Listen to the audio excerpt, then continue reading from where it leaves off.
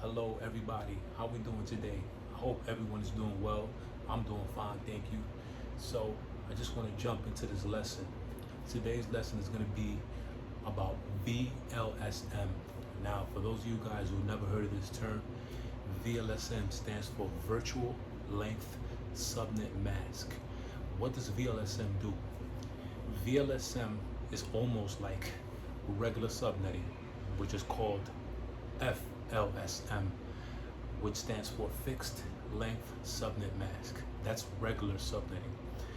I hate to throw all these weird terms, but bear with me. So VLSM is a little bit more different.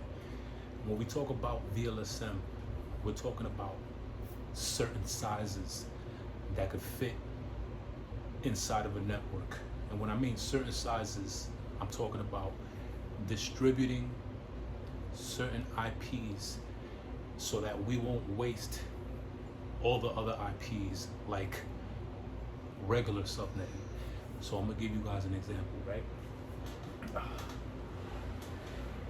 192.168.2.0/23 is the IP address of this network.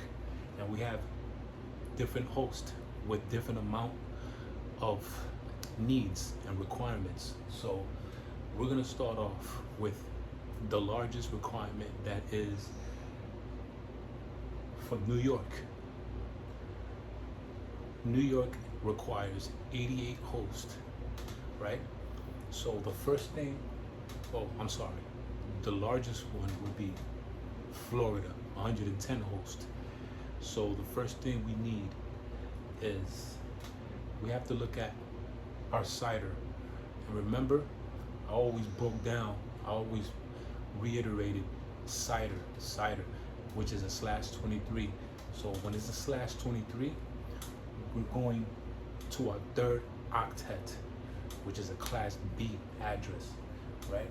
So since it's a /23, we're starting from the third octet. So how do we cover 110 hosts from Florida? I'm gonna tell you right now. I'm glad you asked. Florida, before I even get into this, we first find what block size fits into 110. A /25, which is the block size of 128, minus 2 broadcast and network, which is 126. I'm sorry if I'm going a little bit too slow, but I'm gonna break this down so easy. By the time I'm finished, you're gonna do this so easy. So we start from Florida with a block size of 128. 2.1, right? Because .1 is gonna be our first host. Now remember, we're still on the third octet. .1 through .126. So we have our first requirement for Florida. And I wrote the /25 here so it can help you guys understand what I'm trying to break down. Next large requirement would be New York, 88 hosts. So remember, we're continuing from where we left off. So New York is 2.129 through 2.254. Why is it 2.54? Because 2.54 will be the last host. I didn't specify the network address or the broadcast address. I'm just specifying the hosts that are available. So this is another block size of 128. Next would be Dallas. Dallas would be 3.1. You see how the third octet changed, right? Because of our previous requirement. It's already filled up, so we moved to 3.1. So 3.1 through 3.62, which is a block size of 26. and a block size of 26 is 64. For those of you guys still confused, look, I'm gonna explain it right now. The chart, try to memorize the chart. The chart starts with 128, right? So you count on your fingers, 128, 64. 64 is our next block size after 128. You always start from left to right, don't forget. So 3.1 on Dallas through 3.62, which is a block size of 26, like I said earlier. Next is California, which requires 40 hosts.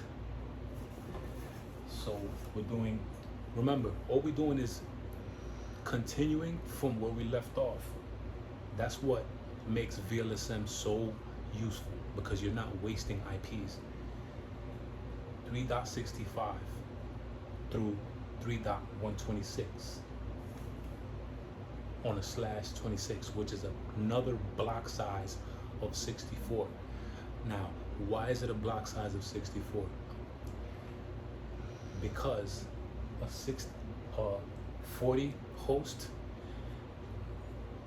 a block size of 64 covers 40 hosts. Same thing with Dallas, it covers 48.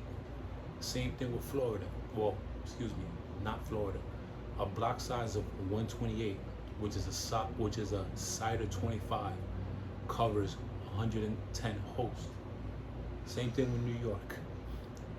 So before I started this chart, my intentions was to start off with a Class C, but a Class C only has 256 IPs. So a /23, all we're doing is borrowing 1 bit from the previous octet. From the last octet, all we're doing is borrowing 1 bit, which leaves us with 9 usable hosts. So remember our last formula that we practiced before? Our last formula is 2y minus 2. So if we borrow 23, if it's a CIDR 23, we have 9 bits left. So it's 29 minus 2, which gives us a total of 510 usable IP addresses. So if we add these all together, it'll give us exactly 286 hosts. So for a Class C, it'll be too much.